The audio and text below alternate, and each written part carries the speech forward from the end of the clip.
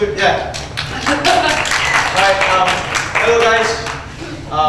By now I think you would have realized my first slide said thank you for coming here, so thank you for coming here. So that's how I wanted to start off with. I will be using two comms, so I'll just click there and click there. So thank you for being here. I'm going to kick off the panel with my presentation, which I've entitled Teacher or Tyrant?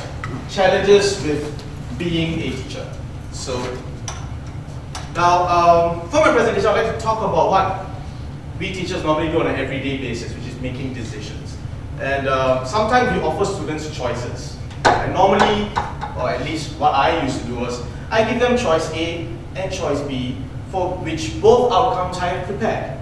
So that's technically cheating. It's not much of a choice you're giving them, but that's a debate for another day. Coming back to drama education is often celebrated as a form of pedagogy that empowers students with decision-making skills that allows them to create a democratic learning space. It creates conditions where students and teachers become co-creators, thereby establishing a more equitable teacher-student relationship. So these are some of the pros or the benefits of drama education.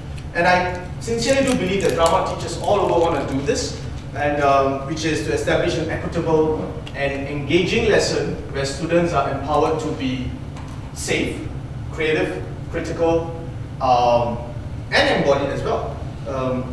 However, even in many instances, teachers do step in and make choices and decisions for them. Maybe because of external factors, other issues. There's a myriad of issues that makes you decide for the kids, rather than allowing the kids to decide for themselves. And in my case, I always believe that the decisions I make for them, and I believe I'm also speaking for the larger drama educator community, that the choices and decisions that we make on behalf of the students actually leads to student empowerment, emancipation, and creation of a democratic learning environment. So normally decisions that the teachers make have noble intentions and have good intentions. However, I found out through this project that sometimes the road to hell is paved with good intentions and noble intentions. And so a little bit about the project, when this incident occurred, this event that occurred that made me realize that no matter how noble my intentions are, when I make decisions for students, sometimes the outcomes are less than desirable. So this incident occurred as part of a research project that was initiated by Dr. Prudence Wells, she's here, and Dr. Philip Towndrow, visualizing and performing CCE using digital storytelling. So in a nutshell, it was basically using drama and digital storytelling to help students create narratives, to help them explore ideas of self, nation, nation building, family, self and others. So it was used for, the tools were used to explore a range of things. And the incident happened at Fort Canning Park at the tail end of the project, the culmination of the project. And what I would like to do now is to show you the hell that I had created for myself and for my students. So this was a picture of me. So this is an authentic picture. I always needed more light on my face, so expressions are not popping up. So this is an authentic picture of me at Fort Canning Park, taken at the time of the project. And as you can see, I'm not a really happy camper, and there is someone standing at the back giving me the safety distance. I think I scared a member of public. So this is what happened at Fort Canning Park, and this is the incident I'm going to use. So please do indulge me. I would like to enact this. Rather than describe it, I would like to enact it a little. Yeah, it's my eyes are deep, so. I'm trying. Just a mess of black down there, not picking up the expression. Yeah. So I would just like to do a little show, right? What's wrong with y'all? Huh? Bodoh? Xiao? Do you know how hard it was for us to come here? Y'all know. I had to beg the principal, I had to beg the vice principal, come here, walk around the Fort Canning Park 2 times. 1 time, 2 times. Not one story. What stupid is it? Dumb. Guys, you know, a few weeks ago, you all created a story. What does the school mean to me? It was fantastic. Before that, you created another story. What does the class mean to me? And it was fantastic. So obviously, y'all know what to do. So why are y'all mucking around and just not doing anything today, especially with the research team here? Now they are gone and I can scold you because there's no longer any mic on me. All right, guys. You know what? I'm angry, but let's talk about drama contract. What are the 2 things I've always mentioned to you? Be honest, be authentic. Now, I really want to do this again because we got to go back to the school and show them that we can do it. We can't let this go to waste. So be real and be upfront with me. What went wrong today so that we can fix it? Okay, so that was what happened. That was a much tamer version. So in essence, that happened, and I was basically an angry teacher. So these was a couple of things that I said that I didn't say here. What's wrong with y'all? Don't you appreciate what we are doing? All this effort is wasted. So I lost it, and the reason why I lost it was because the project was very important. It was a year-long process. We started with story drama, evolved into process drama, taught them the technical skills that went behind digital storytelling, videography, photography. Then we did a very simple digital story on what a class means to me, because I wanted to start off simple, then moved on to what does a school mean to me, and it's supposed to culminate in the finale, which was the learning journey. And they were supposed to create a story, what does Singapore mean to me? And to get this project done, which was out of the school curriculum, I basically had to promise the school leadership the sky and the moon and the universe. So it was very hard to convince them, especially because this was a class that was not favorably looked on. They were taught to be slow learners, they were taught to be undisciplined, the bad class. So it was hard to negotiate that. And for me to go back and say, look, I have no story. Because the school actually wanted to showcase all these stories on what does Singapore mean to me. And meant that I had to go in and admit that it was a failure, that my drama lessons were a failure, that my class was a failure. So that kind of was the issues that was going in with me at that moment. So at the end, I told the class, all right, be honest, be authentic, because that was part of the drama contract.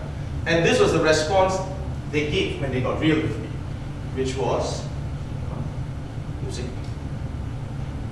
This place doesn't mean anything to us.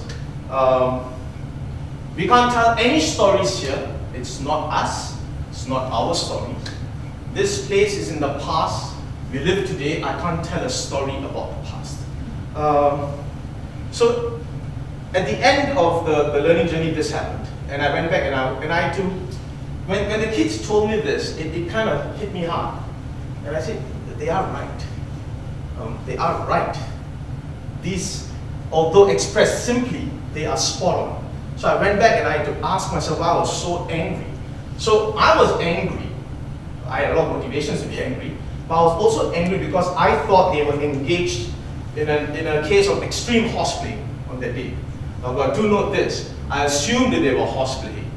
I then lashed out, and then I said, what's wrong? Which I should have done before I lashed out. So that was a big no-no on my part. So looking inwards, I got frustrated because this was a year-long process. And my motivation was basically noble in the sense that I really wanted these kids to show their capabilities and capacity to the school, because this project was to be showcased to the whole school, all the staff. So it was an opportunity to prove the rest of the teachers wrong. It was also an opportunity to show how drama can work for certain kids. So yes, noble intention, maybe I was a noble colonizer, I don't know. But it backfired, and it backfired really bad. So let me move on.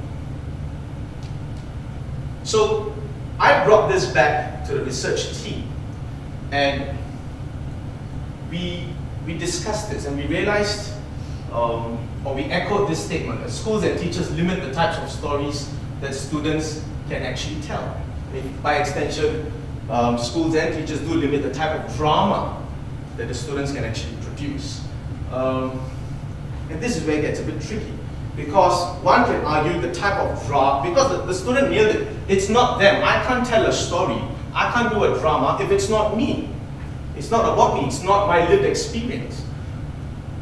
One can argue that you don't need to have lived the experience to create drama, to do drama, or you don't need that kind of lived experience to tell a story. I honestly am not too sure. I don't think one can separate the story and the storyteller.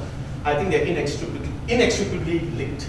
I think you can't divorce the story and the storyteller. The storyteller is the story. The story is the storyteller. So again, that was another huge thing that the research team debated on. We still have not gotten to a conclusion. I think we're still debating on whether you can split the story and the storyteller, or the drama from the students or the drama producer. So because I had fixed Fort Canning Park, I inevitably restricted the kind of stories that the students would tell. And the rationale for this place actually was debated by the research team. It was a hotly debated issue. Prue here felt it was a really bad idea at that time. And she told me, no, actually we shouldn't be going to Fort Canning Park. So we weighed the pros and cons. And although she had advised me, I said, no, let's do this. Let's go ahead. And on hindsight, I was thinking, whatever gave me that confidence to actually do it, even though I was being advised by parts of the research team not to do it, I still decided to do it. So I had to take accountability for that action. So I looked in and I said, why in the world did I do this? I mean, I was a facilitator, so the decision rested on me. So why did I do this? So first thing, it was historically relevant. The place, Fort Canning, was used by the early Malay rulers as a point of rule, and then after that, it was converted into a fort by our British colonial masters. So it was really a huge part of our post-colonial heritage, and it's a huge part of the national narrative as well. So I thought it would be nice if I brought that in to their story. So that was running at the back of my head, and I really thought that given its significance and the fact that we had worked an entire year with the students, I was actually very confident that they could create something, and create something good for other people to view, for the audience to view. And I thought this was important because I wanted to, at that time I wasn't clear of my motivation, but now in hindsight, I think what I really wanted to do was to take the national curriculum, put it in digital storytelling, with their personal narrative, and produce a masterpiece, what does Singapore mean to me, right? But at that point, I wasn't clear. It was all in me, but I wasn't being conscious of it. I said, I can do this. I'm a history teacher. The kids have gone to Fort Canning since they were primary school. It's a familiar location. They can tell the stories. Boom, fantastic. Principal has allowed it. It's going to be fantastic. So I was really that confident. However, the park meant nothing to my students. And that led me to reflect on this, that it was a me versus them. One of the things that we started very early on when we started this project and this work was the drama contract. And I basically had only two rules for them, which is A, be honest, B, be authentic. I don't want you to tell me what the school wants you to tell me. I don't want you to tell me what the political system wants you to tell me. I want to hear your voice, your voice, your voice, your voice. That was something I kept emphasizing on. And without realizing, when I brought them to Fort Canning, it was no longer about their voice. It was no longer about their narrative. The kids wanted to tell their narrative, but I brought them to a site that didn't enable that. In fact, I brought them to a site where I wanted them to create a certain kind of narrative for certain kind of motivations that I had, as noble as they may be. I actually had disempowered my students. But of course, at that time, I didn't realize that. And my students had issues with this. And it was sad because when I lashed out at them like that, they actually felt really disappointed. Because Prue and Phil walked around Fort Canning twice, and they had taken a huge liking to the research team. So I waited for the research team to leave before I lashed out, so that nothing would be recorded, right? So I lashed out at them. And they felt disappointed. They felt they disappointed me. And I had a very good rapport with the students. We had very, very good rapport. And it was Only after a long time, when I kept saying, look, be honest, be real with me, they actually opened up and said, this place has no meaning for us. Like, yeah, I know Fort Canning is important. You can tell me it's important. We acknowledge it's important. But this is not our Singapore. This is not my Singapore. And it hit me that my drama contract actually created a situation. I told them, be honest, be authentic, tell real stories about yourself, your voice. If they had told me a story that I wanted them to create, they would be breaking the contract. And therefore, to honor this contract, they actually couldn't do the work. And that's why I discovered. So what we did was, I renegotiated with them. I said, where do we want to go? And they just said, we want to go to the coffee shops in our neighborhood. We want to go to shopping centers. So I had to go back into the principal's office and say, first one was a failure, the second one will be better. Where do you want to go? Well, just outside. And now I promise the sky, moon, universe, and the oceans to get that done. And the stories that they created from moving into the heartlands and their neighborhood, the hood, was much more authentic and powerful. Right? The first one, no stories at all. The second one, there were many, many stories from the learning journey. So what are some of the challenges that I had, which I threw in a fancy word, ontological challenges that I had. I learned that as a drama educator, there's this constant process of looking in, questioning, and even challenging, first of all, teacher identity. What is my role as a teacher? Why do I, and in the course of the project, I actually asked myself these questions many times. Why do I want to be a teacher? What kind of teacher do I want to be? What is my pedagogical philosophy? Is it the Ministry of Education pedagogical philosophy? Is that what I'm saying? In which case, I'm just nothing but an empty vessel. Where am I coming from? So I had to really come to terms with where I am coming from. The second thing is about teacher authority. What does it mean to have authority or epistemic authority in a class? How do I negotiate that with students? How much am I willing to give that up? Do I even want a democratic learning environment? Because let's face it, all the time pressure. Sometimes it's just better to go into a class and say, A, B, C, D, repeat after me, goodbye. It works. But if I go into a class and say, let's do drama, let me hear your perspective. 10 minutes gone. Right? Another 10 minutes gone for another child. End of the lesson. Nothing gets done. So, do I even want that? I realized I wanted it. So, yeah. The third thing, and I think this is something that is very ingrained, is actually institutional pressure. Balancing the organization and the classroom, balancing the institutional needs versus student needs, especially when they're diametrically opposed. Now, when I brought them out to the second learning journey, the stories that they created were highly critical of Singapore. They were critical. They just said Singapore is rush, rush, rush, mad, mad, mad, stress, stress, stress. That's not a nice story to show a room full of teachers in the school. We did this fancy project, here's what the students felt, this is what Singapore means to them, and it sucks. So it was opposed, but I couldn't censor their voice. So how do I then negotiate the institution with actual student needs? And therefore, that's why I needed to know what kind of educator I wanted to be. And yeah, so do you operate from institutional instinct or even institutional fear? And I think that's very real as teachers. We all need our jobs. It's in our DNA to be a bit afraid of the organization, to be wary of the organization. How does that influence our decision making with regards to students? So that's something I really had to do as well for myself. And the last thing is, of course, to really analyze yourself. I was a history and PE teacher, and that's where I was operating from. Therefore, when Fort Canning Park was suggested, I seized it because I wanted to hike. So I like to go hiking. And I'm a history teacher, and I was like, this is fantastic.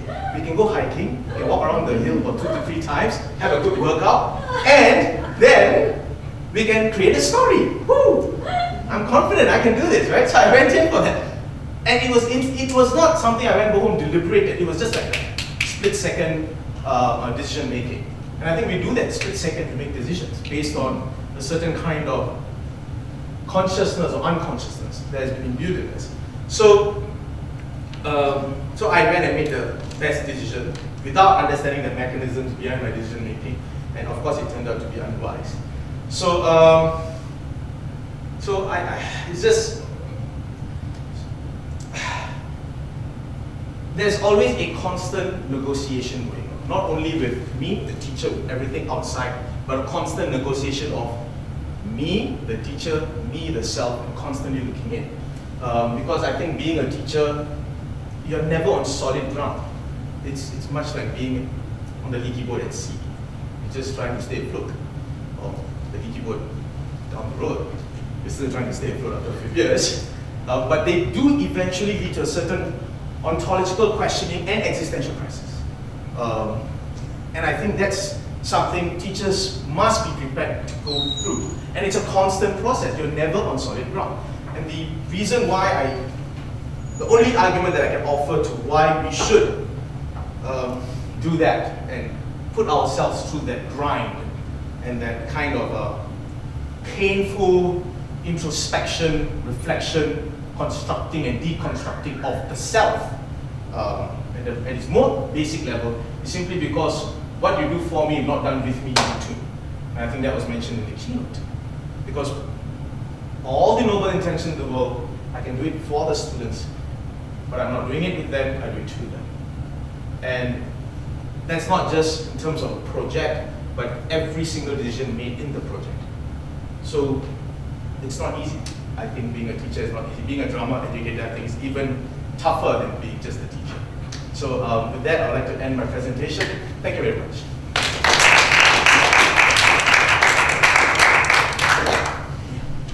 Next, it looks like we have that lovely Jennifer.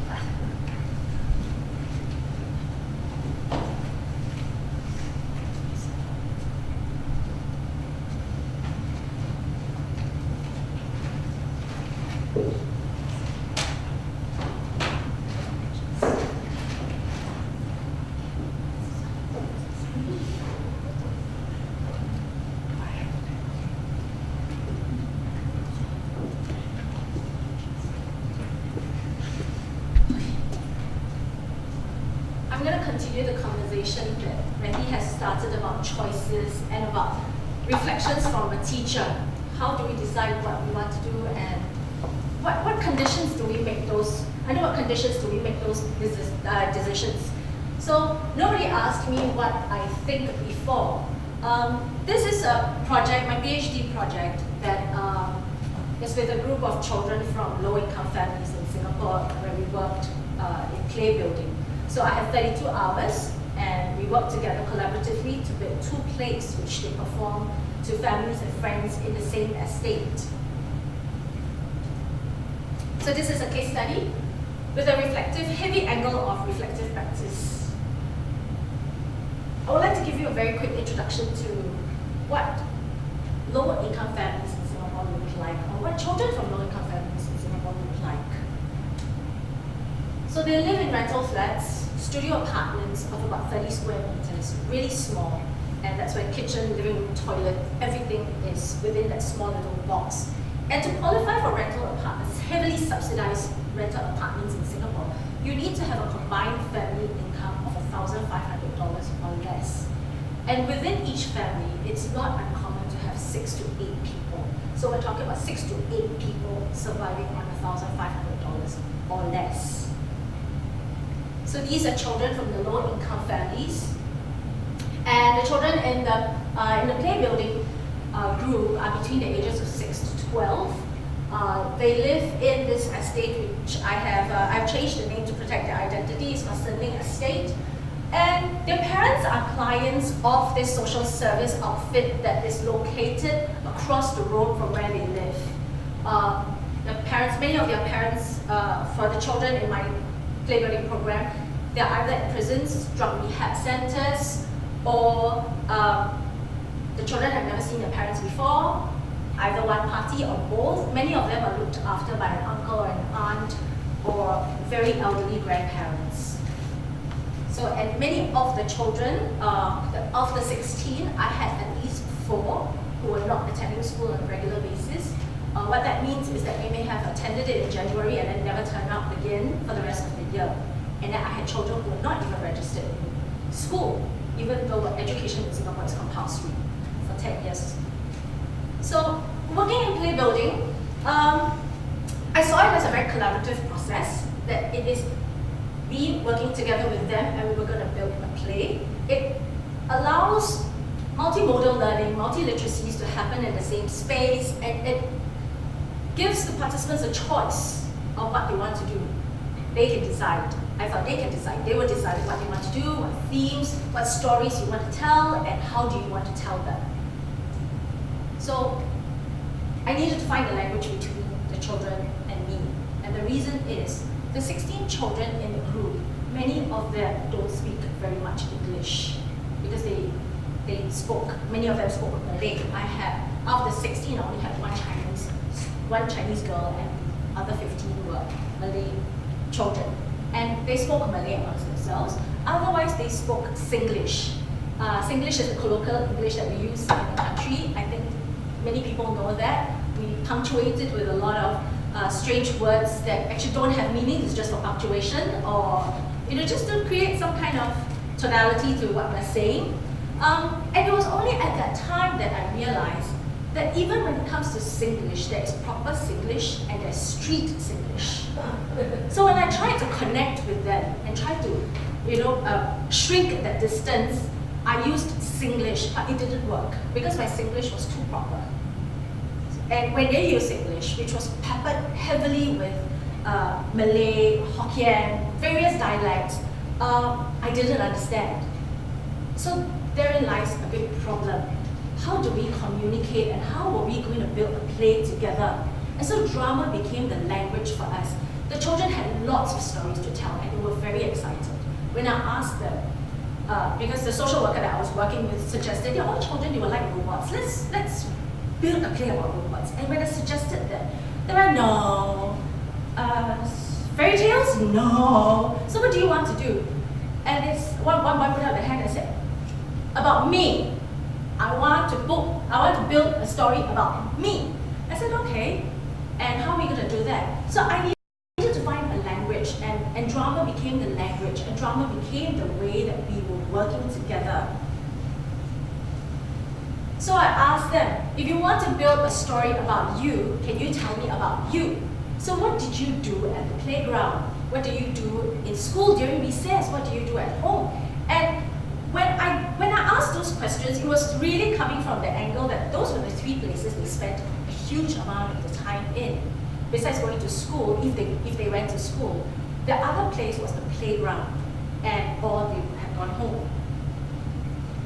And they showed me images of bullying, fights, gang fights, people taking drugs at the playground, at night.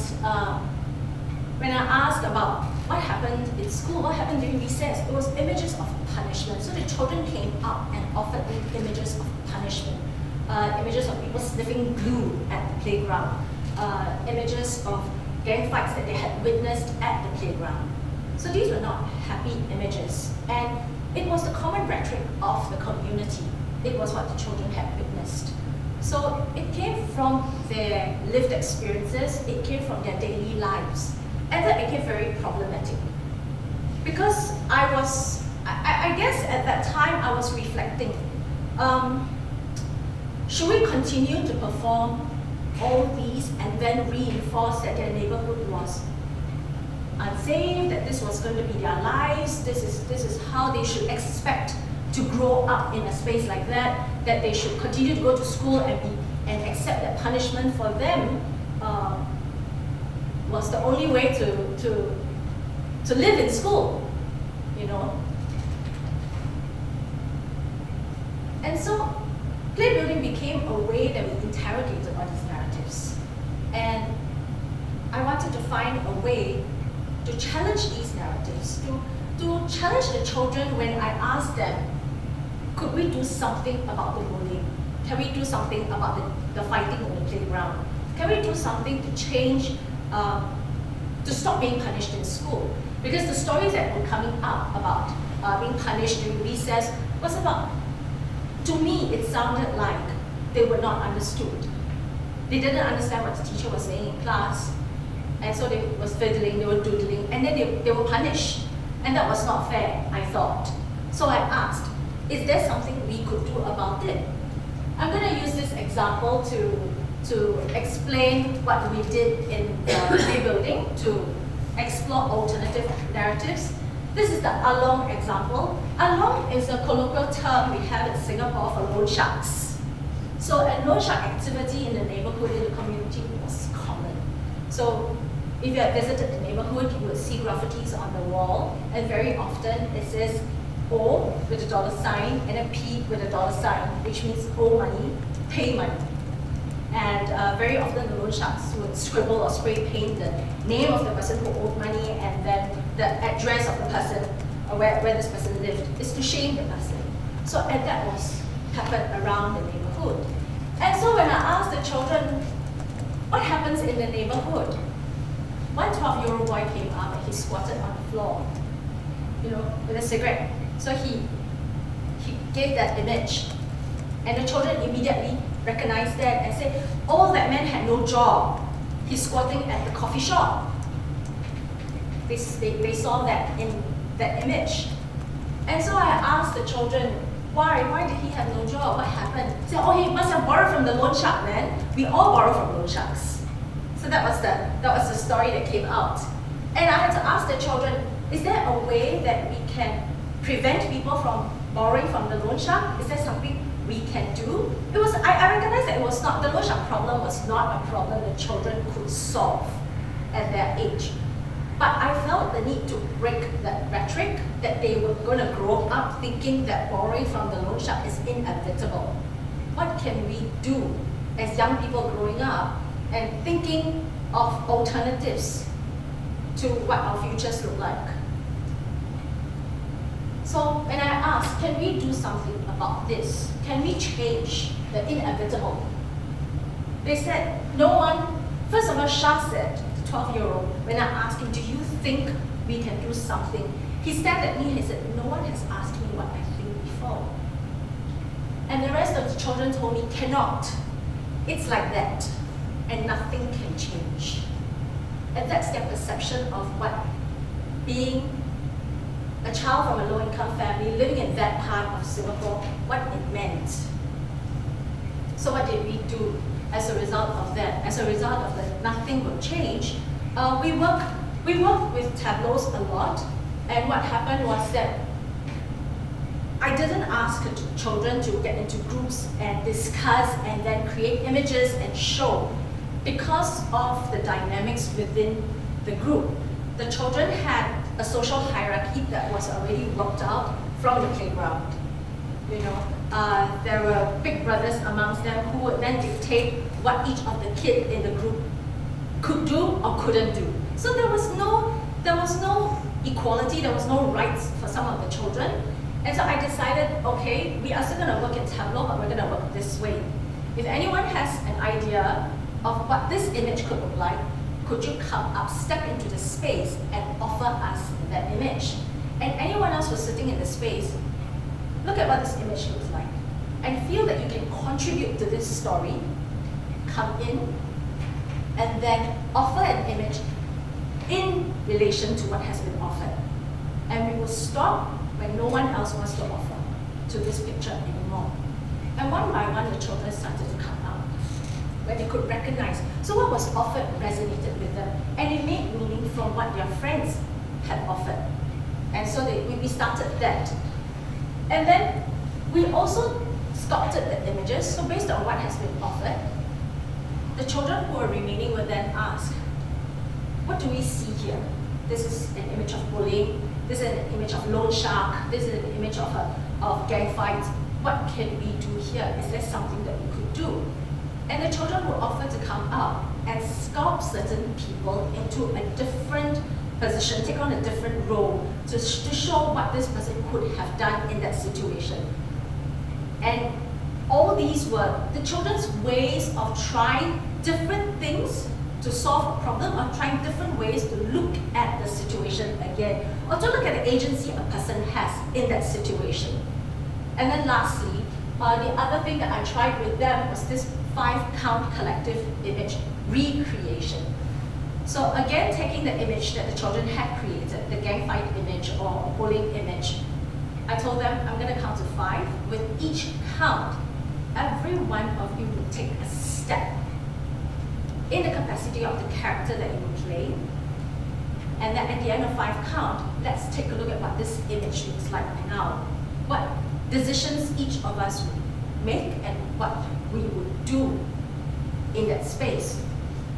And it became a very interesting way of working because the children couldn't discuss with each other. They had to make that decision for themselves. So there was no big brother there to tell them that you will run and you will squat and you will do this and you will do that. Everybody, even the little ones, had to make a decision. And they had to think, if I were the character who was lying on the floor and I was getting beaten up, what am I going to do at the next count? If I were the bystander and I'm watching this, what am I going to do at the next count? So it became almost like a video on slow-mo, and the children had that time in between the counts to deliberate, what am I going to do? And it was interesting because at count number 1, they could have done something and then witness what other people were doing and then make the decision to do something else in count number 2. So that became a way of working. And going back to the Along example where the 12-year-old came out and he squatted on the floor with a cigarette in his mouth and the children said, oh, he borrowed from Along, he owed money and he was jobless. When I asked the children to sculpt, can you come up and somebody sculpt this image for me to show what he could have done to avoid borrowing from the loan shark? And one boy came up and changed that image from the squat on the floor to somebody who was just bent over with the arms reached out. I didn't understand the image, but the children did. Immediately somebody said, he's cleaning tables at the coffee shop. Because in Singapore, we have this system where, it's not a very nice system, but we have this system where we employ old people to clean up the tables and collect cutlery and trays from the coffee shops, after somebody has dined on that table. And so immediately the children recognize and say, oh, he's working at the coffee shop, he's cleaning. And then because somebody had offered that, the children became very inspired and they all started to come up and sculpt the boy into different images of work. And so we had images of him working at McDonald's, we had him working, images of him sweeping the floor as a cleaner. And those were jobs that were realistic in the children's words, that they could see adults doing that kind of work. And they knew adults. They knew of adults who were doing that kind of work. And they suggested that this man should go and find employment as well instead of squatting and smoking. So it became a way that they were putting reality into the fiction and trying to understand from the fiction what could go back into the reality. And so through that process, it became a way of creating and recreating. It became a way of asking the what if I did this, and as if I am this character, what would I do? It allowed that whole process of questioning. It allowed the children to see things differently, to ask different types of questions because they had saw it in, and they had, not only did they see it in the drama process, but they worked it through and they embodied certain characters that they would play and they thought from that perspective. So there was a taking on of the role, there was examining perspectives and imagining possible outcomes. Where before that, the children, when the process first started, they said there's no way out. It's just like that. It's just like that, Miss Jennifer. There's no way out. And because my project examines how play-building processes could enhance a positive sense of self-efficacy in children, what I found out was that there was a clear link to enable a positive sense of efficacy in human. We need to be able to have that ability to imagine, and we need that experience of that vicarious experience that if I see somebody else who's able to do it, and I reflect on how this person has done it, and I then bring that knowledge back to myself and ask myself, can I do the same, and how can I do it? That enhances our sense of efficacy, and that is a way of influence to ourselves, and that acts as a way of reflection for us. And at the same time, we need to imagine, if we were to complete this task, can I imagine what are the obstacles along the way? Can I imagine what are the things I needed to do? So now how do I do that? And the drama then therefore fits in very nicely in this case with the children. It provided that space for them to imagine. And then with that imagination, they created the drama and you could see it. So there was a connection, and there was somehow a direct relationship between the two, where they imagined and they saw it. They saw it happen in the drama, and they tested out different ways of being it. They tested out different ways of doing it.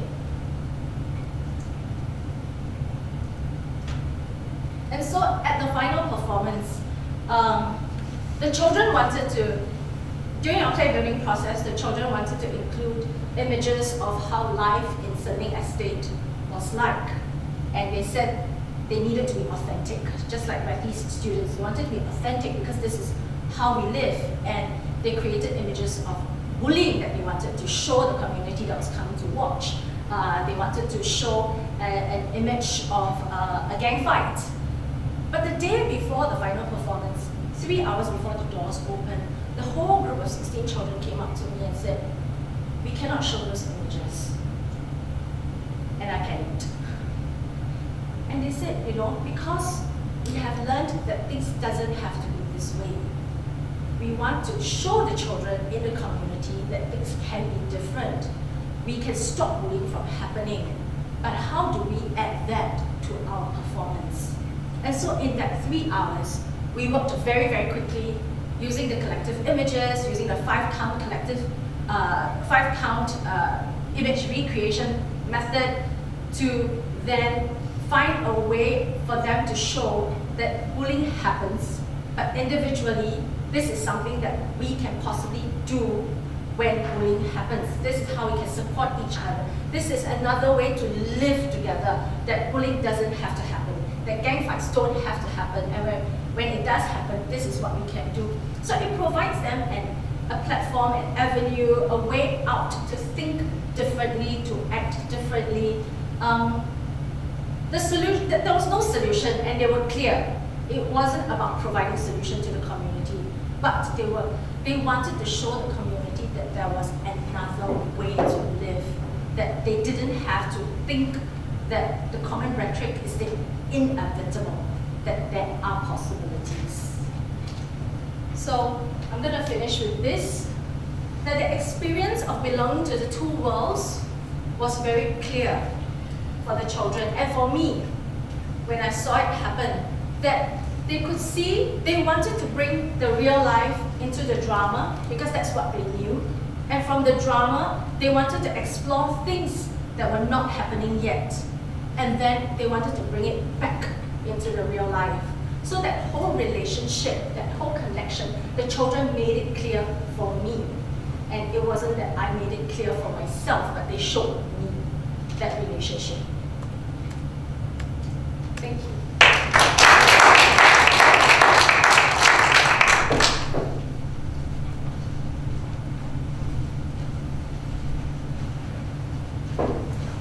Now we have Charlie. Thanks. Bear with me while I tell.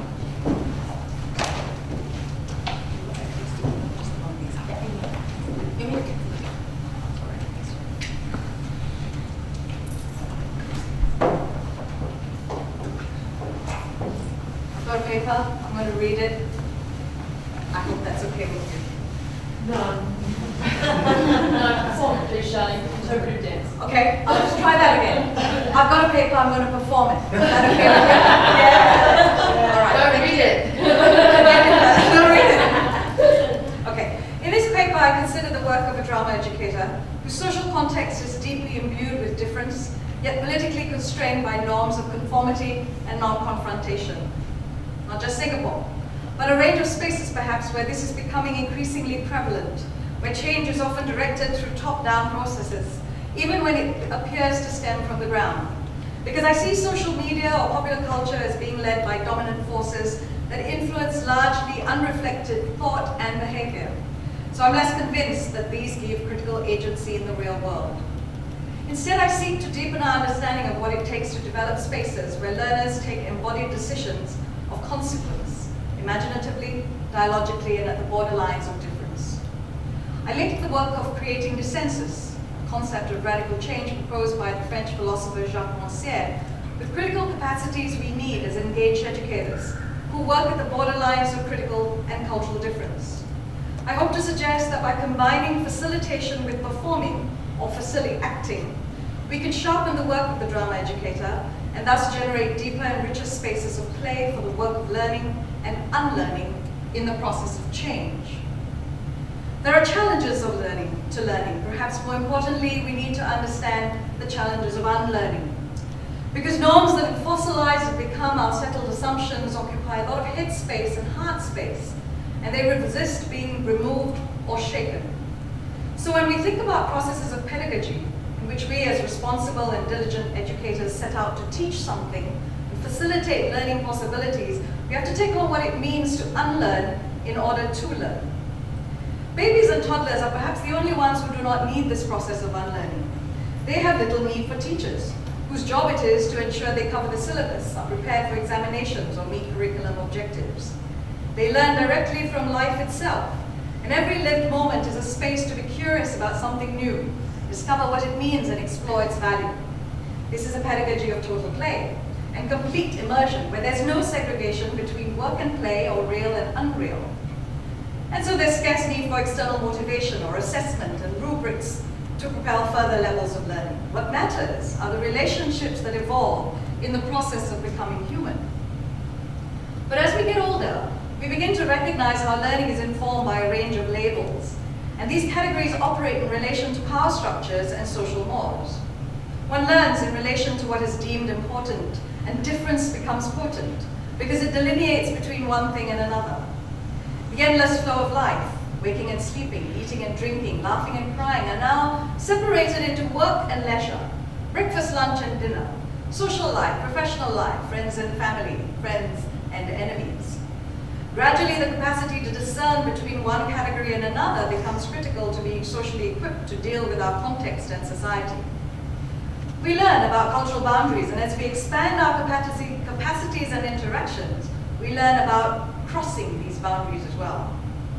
Educators develop ways of teaching that facilitate these capacities, clarify the use of boundaries, encourage exploration across and within boundaries, and shape the person for the society in which these boundaries are supposed to have currency. This is critical to literacy. And so as ethical and adventurous educators, we might try and shape spaces and processes that will encourage our learners to be curious and excited by what they can encounter beyond the safety zones of known boundaries. Yet this is challenging work, in a world where the desire to review the way things are can be seen as transgression rather than exploration, and the motivation to question the workings of difference interpreted as subversion rather than education. Nonetheless, we perform our level best to draw students into the web of inquiry that will improve the quality of their lives, often struggling to deal with the reality that we are destabilizing something they have held on to in order to cope, and thus having to rethink what it means to educate.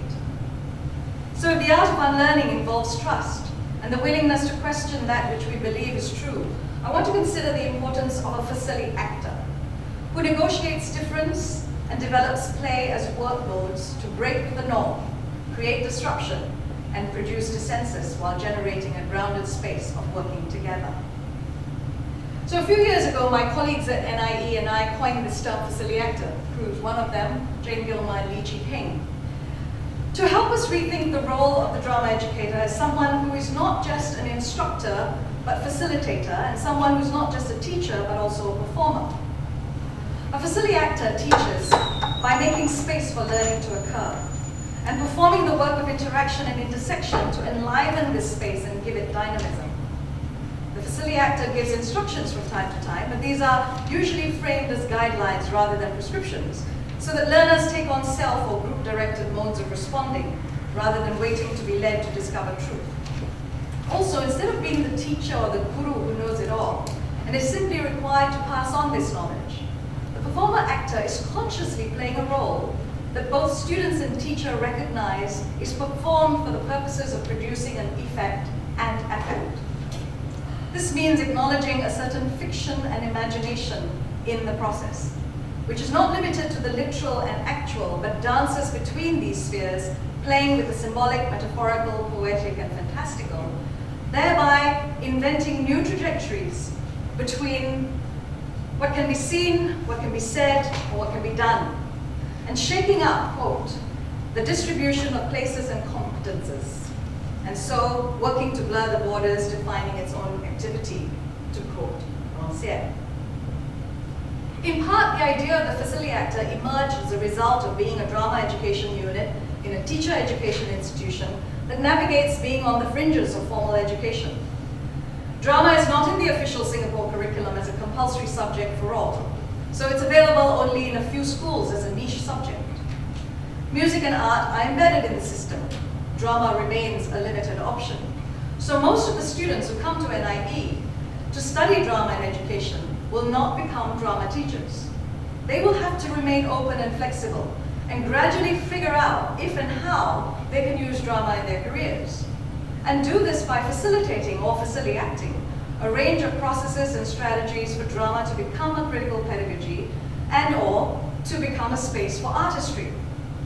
Be it in the classroom, within curriculum time, in the niche schools, or the playground, the metaphorical playground during co-curricular activity. They have to take on this plural role of being teachers, facilitators, negotiators, actors, advocates, and so on. What becomes crucial in this landscape of facility acting is the capacity to continually rework and unlearn the norms of being a regular teacher, to become adept to change and difference. And this includes working with differences of educational philosophy, political ideology, and value systems in culture.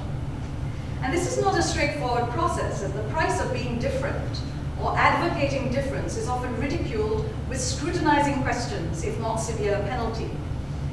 This is not simply because Singapore is what it is, a multiracial, multilingual, and multi-religious country where differences of class, sexuality, social position, ability, and lifestyle are also becoming increasingly marked. But apprehensions about doing things differently are often regarded with concern, if not suspicion. So the educator has to play the tensions that emerge with insight and skill, yet facilitate a learning space where participants can engage each other across these boundaries and within them. In a fast-changing world, the educator has to understand what it means to work with change as a constant, and thus navigate the intra, multi, and transcultural differences of multiple varieties. This is rarely taught. It's assumed it can be taught. Yet perhaps this needs to be understood as a skill that we can work on. While drama is very much a niche area, it's also a growing area of work. And there's an increasing demand for drama learning in both the classroom and the boardroom.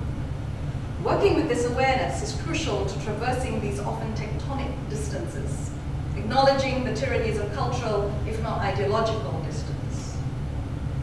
Difference is invariably political. And depending on the hierarchies of power and privilege, differences are linked to bias and prejudice, status and prestige.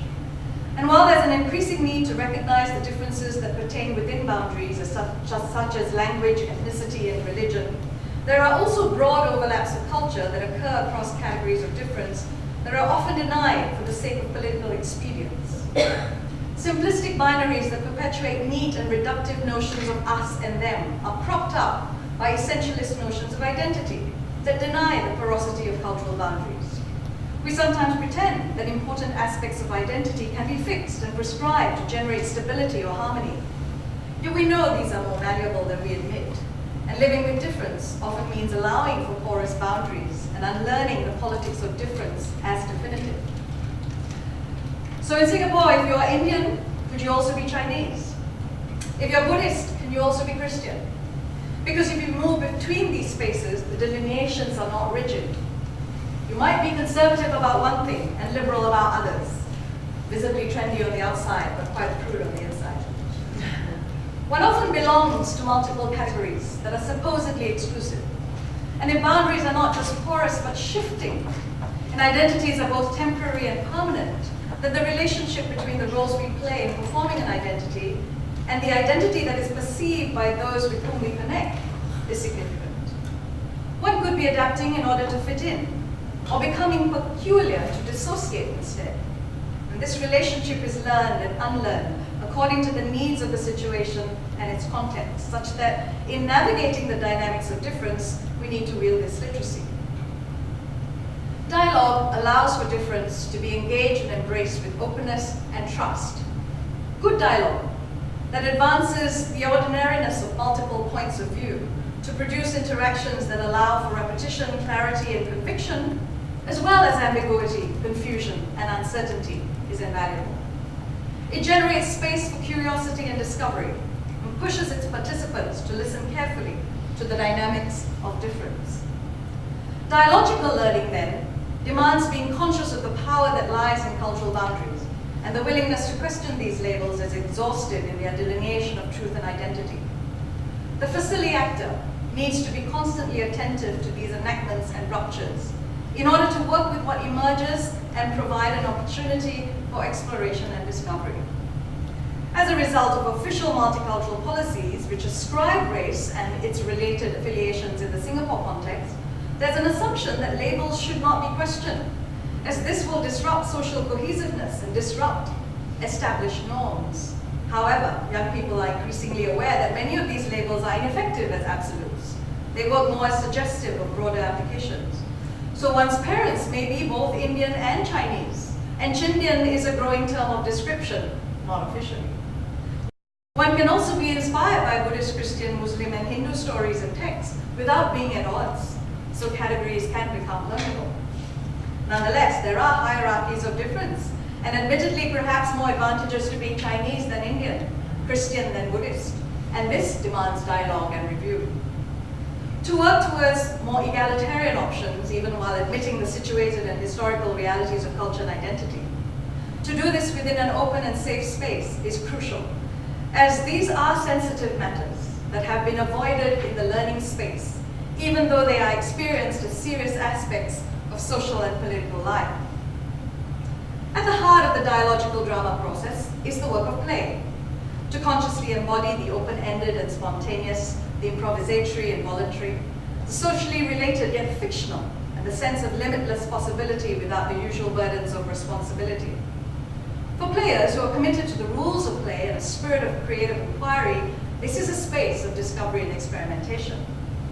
To engage the imaginative capacity in collaboration with the rational and emotional, cognitive and affective, to produce unpredictable and thereby potentially alternative options for rethinking and reviewing the world.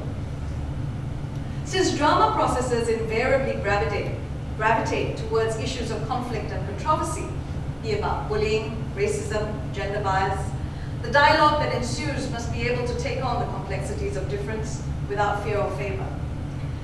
And in a cultural environment that veers away from confrontation or an expression of honest opinion, largely due to an overemphasis on orderliness and obedience, this work of negotiating difference is a prickly and sensitive matter, particularly when disagreement emerges.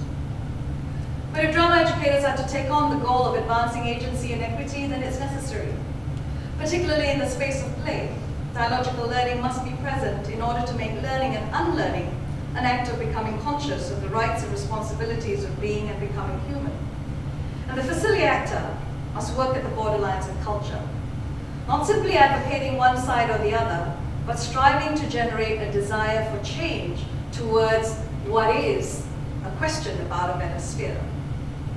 If the challenge of change is often the fear of disapproval and the anxiety of discomfort, then learning should be that terrain in which we draw closer to these hesitations in order to bridge the gaps of understanding and try to see things from a different standpoint. Since unlearning involves stepping outside our embedded habits and dealing with the discomforts of admitting our false beliefs, we need conducive spaces to try these out as stepping stones to making real change. Within a space of work play, experimentation and change norms are desired options and shifts that raise the stakes of play to make it energizing, exciting, and captivating. Nobody wants to play if the game or the drama is going to repeat without the possibility of going into more complex and difficult options that provide more rewarding and enriching results as well. To cultivate an appetite for experiment and change, we need to recognize that habits are worth changing, that beliefs can shift to become more egalitarian. These do not necessarily occur in workplay, unless prodded and encouraged within larger questions of what might be better for all, or how we could improve the situation in a consciousness that advocates for equitable and empowered option, especially for those often disenfranchised by not having a voice or value. For Rancière, dissensus aims to break with the current hierarchical order and posit a change in the logic that perpetuates inegalitarian structures. What this does is, to use his terms, is to redistribute the sensible, thereby reallocating value and importance to what is non-visible and what is not audible within the elements of identity and culture by overturning the propriety of identity and the identity of propriety. This rupture breaks the natural order to force a gap between the ordinary ways of doing and judging, the poesis in his terms and aesthetis, thus blurring the boundaries between what is and what else already is, but which is often not acknowledged. Without going into the details of dissensus, it's worth noting that this becomes emancipatory only insofar as it is experienced as liberating and not simply thought to be so. For this reason, Rancière advocates for artistic processes to shift from a pedagogical model of the efficacy of art, in his terms, which for him consists of the representational regime of imitation and the ethical regime of truth-bearing, towards the aesthetic regime, which encourages becoming more playful and thus bringing a promise of new form of individual and community life, to quote him.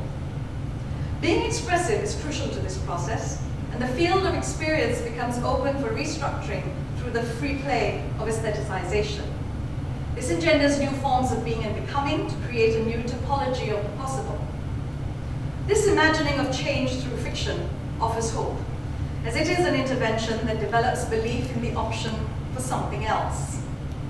With this in mind, the facility actor, who generates a playful space for drama, performs from the intersections of difference where what is deemed proper is temporarily exchanged for the not so proper, to allow for the irreverent and bold, quirky and unpredictable to be explored and expressed within the drama. Instead of being objectionable for the sake of it, there is purpose in exploring options, and these are then dialogued to understand their implications. This entails allowing for the complexity of indeterminate options to arise through the process of improvisation and dialogue, so that difference becomes a resource rather than a hurdle. Facilitating a process that is respectful of difference, the aim is to become reflective and aware, while also being playful and free to rethink what this means. When a story or character or scenario is being played and worked through, the facility actor understands the work of getting participants to move in and out of the drama through a dialogical process that is both structured and open-ended. He or she pushes towards unlearning some habits in the spirit of workplay, but doing so with a conscious intent to review these options in the real world. The facility actor is thus performing ways to provoke thought and initiate the participants in a revision of their perception through playing out changes that are worth thinking about, positive and negative. The focus is on keeping the energies in the room active and involved, or facilitating the process, while performing the role needed to engage students in higher order thinking and responding, in short, performing a poetic or artistic role in the work, developing an aesthetic regime. The enactment of these options is the dissential drama space. And this is effectively an expression and examination of cultural positionings that reveal power play and expose the hypocrisy of our hidden agendas. It is a form of fiction that helps reshape the space for agency by simply making space for the possible to be present and then possibly adopted in the real world. Dissensus here is then an experience of rupture based on real-world concerns, but without the repercussions of immediate real-world pressures. If unlearning demands a space of trust and courage, and dialogical learning engages with difference to expand the capacity to trust the other, then the challenge for the drama educator is to facilitate work-play relationships that allow for participants to learn from and listen deeply to each other. To do this within an aesthetic regime that encourages dissensus is to embody or perform the multiple roles of an engaged actor. And as Marianne Hunter very kindly reminded us and suggests, it is then to say, be with me, rather than look at me. And as Wasim Kurdi reminded us, it is to move between this eye and the other eye, continually asking which eye this is. Thank you. So we didn't try and force any connections with each other. So if I can ask Renthi and Jennifer to come up. But when we talked about what our papers were about, we realized that somehow they are interlinked and interconnected, and we believe the connections are pretty obvious, so I don't need to belabor them. So we're happy to take comments, questions, responses. I'm just going to grab the chair. Thoughts?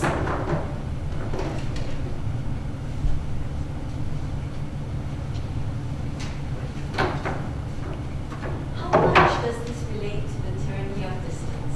How does it relate to the tyranny of distance? How much does each of your papers relate to the tyranny of distance? Or how are you interpreting distance? I think Renthi is a bit of a temporal distance issue. Jennifer, I think, though I might be wrong, could be hinting at something of an emotional distance. I'm not sure. I'm guessing. I think the distance for me is both in identities. That I was an outsider entering into a community, and a middle class person going into a low income community and trying to work with them and finding a way to work with them. So how do I cross that distance and finding a way to communicate? I think that was very important for me. And drama and image making then became a language that we used between us, that for them to tell me their stories and for me then to work together with them to help them tell that story.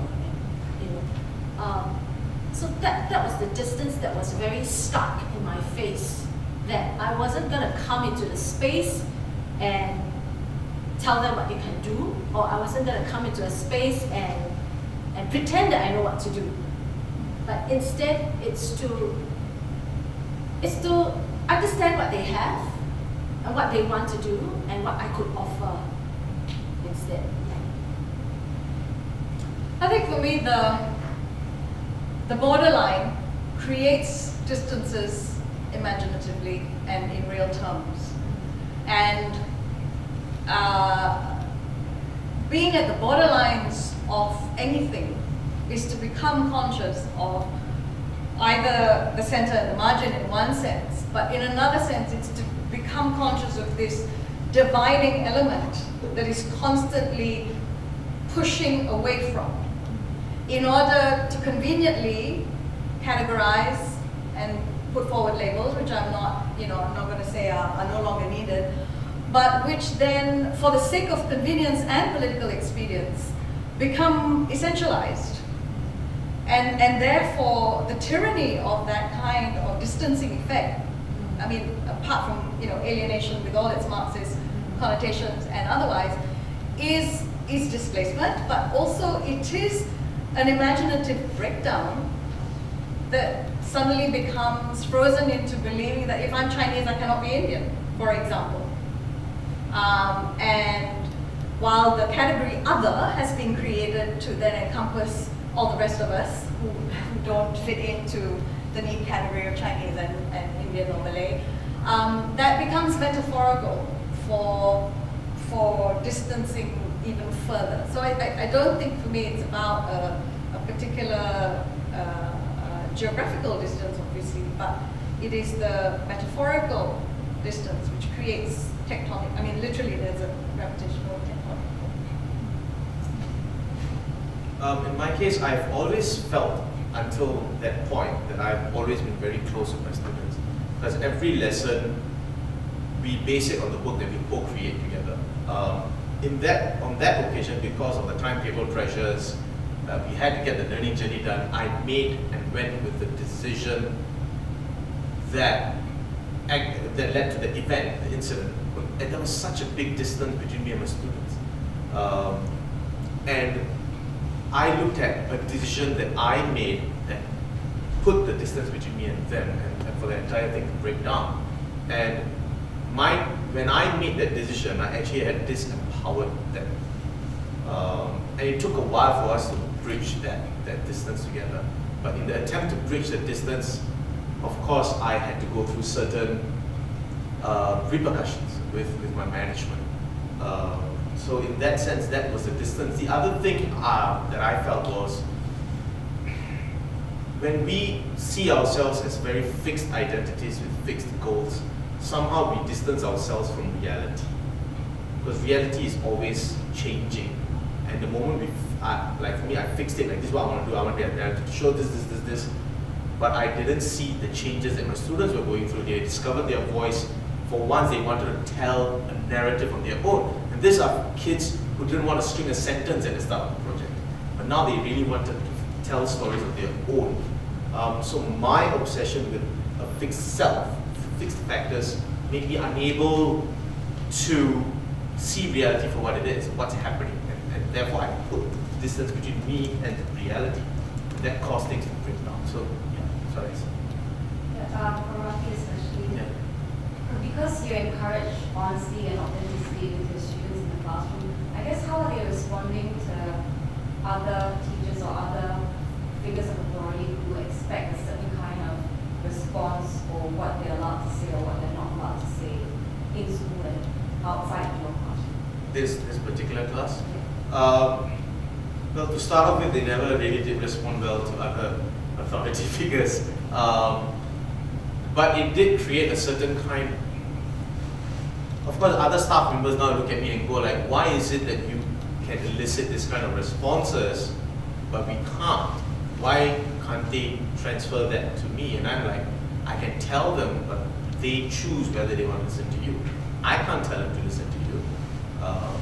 So, of course, that creates a certain friction for me, between me and my other colleagues. But I tell them, look, you've got to earn the respect. You can't demand it, and I can't demand that they give it to you. So that is not transferable. That has to be earned. And also, how did the management respond to the videos that were not? We showed it after the workshop. I think one of the videos we showed it, they were quite quiet. I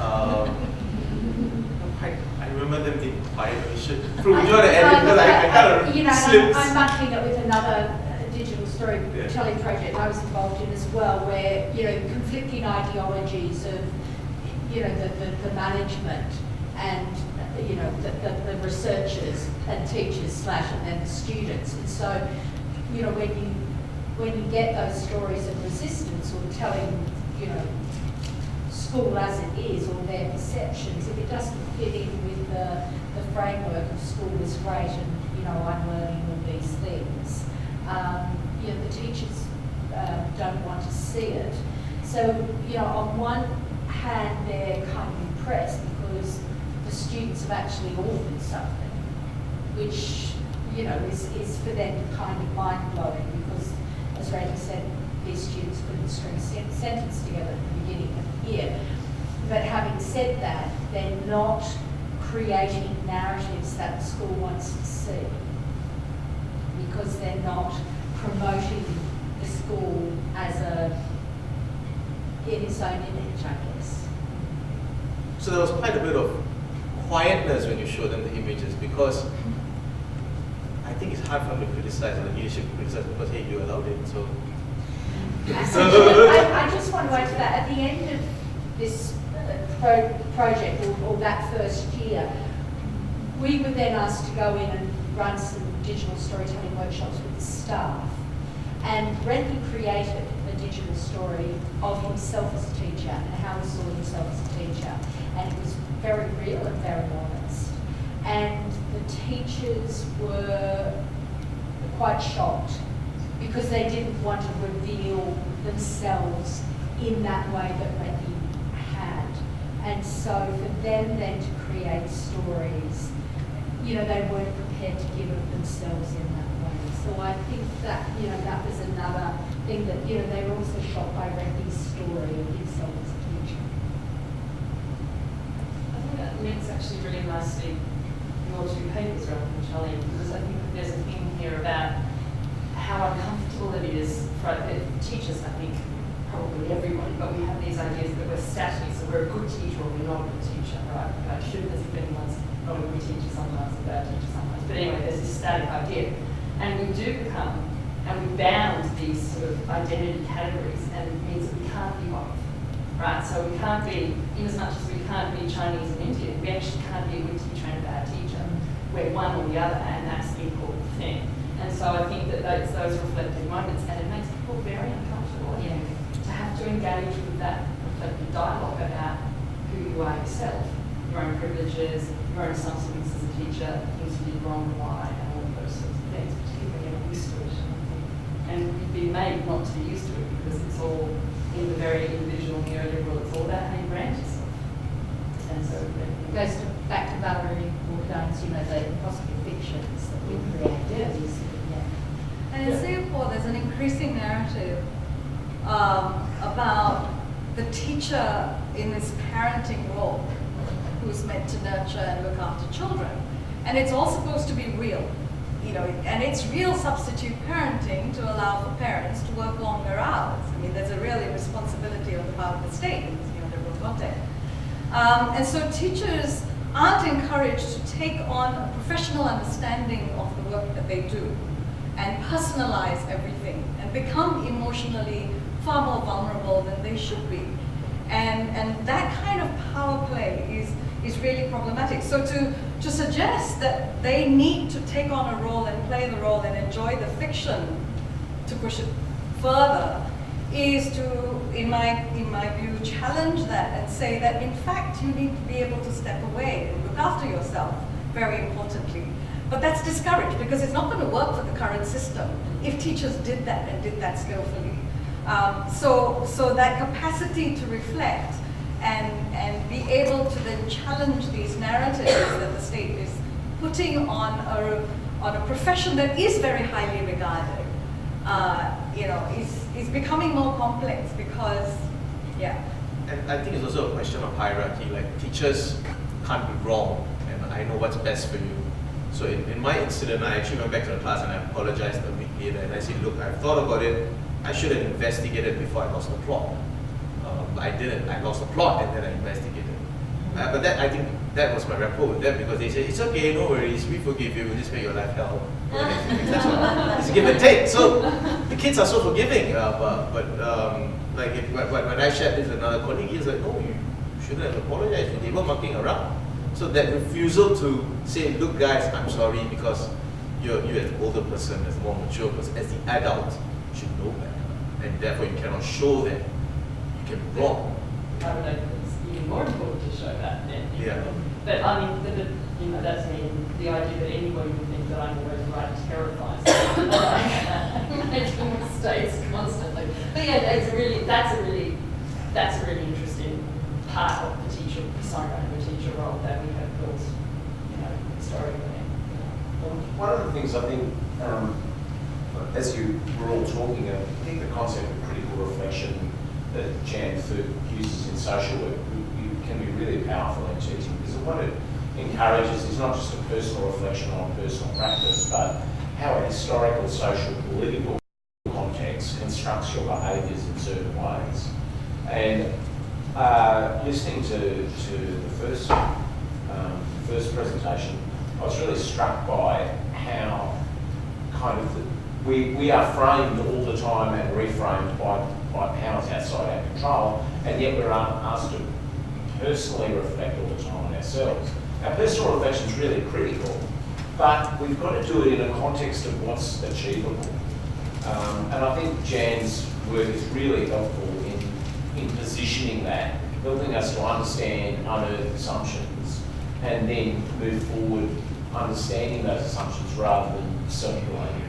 And picking up on your work, there was a book that Peter Duffy edited, the name of which I can't remember. Misadventures in drama education. Yeah. What was I thinking? Yeah, so I'm actually in that book because I make mistakes like you do, but like we all do. Yeah, then I'm very helpful. But what I want to say is that that's a rich, now a tradition, and has been drama education for years and years and years, people standing up in front of people and saying, this is where I got it wrong. This is what I now know about getting it wrong. And if you hadn't made that mistake when you made it, we would have never had the gift of your insight. So thank you for your bravery. And it's going to be deeply racist what I'm about to say, but it feels like an un-Singaporean thing to do. I don't know. Is it un-Singaporean? People talk about mistakes all the time. It's very Singaporean. Yeah, you can say it. Actually, But I'm in a safe space to say it. So. I just want to add something to this because Rethy's talked about how badly kids were behaving that day. Now, I just want to say from my perspective, the kids behaved incredibly well. They were bored shitless. And, you know, they were, and justifiably so. But I thought they behaved incredibly well under the circumstances. It was a really hot, humid day. Fort Canning Park is a big park to walk around, and they were made to walk around. Be a teacher. Well, I mean, that's good. And it's, you know, this from a post-colonial perspective, it's just a nightmare. But, you know, we had a history teacher, and the other researchers are a Brit who's fascinated with British history in Singapore. And so, you know, Rethy's taking all the blame for the Fort Canning, which, you know, it really, you know, he just agreed to it. And I think what was missing from that equation was the role of the researchers in also putting on, in structuring it. And that's another thing that really, you know, and I think what you were saying, Michael, about reflection, we've also got to reflect on the institutional values and the values of all the players involved, all the stakeholders. And one's agency within those. Exactly. Oh, and the expectations You want just me to because stop? they're children. Yeah, they stop should it. attend. I don't want Michael to hate me. Oh, She started like, I'm coming here. I'm writing your bio next time. I'm going to stop this rowdy bunch. I can see who's responsible. Thank you, Professor Anderson. Because we have to set up a performance in here. And if you don't leave on time, we can't set up our I would just like to on say, time. personally, having worked in Singapore with Jennifer, it was very fascinating to hear this other side a little bit deeper. And on behalf of IDIERI, here is a little taste of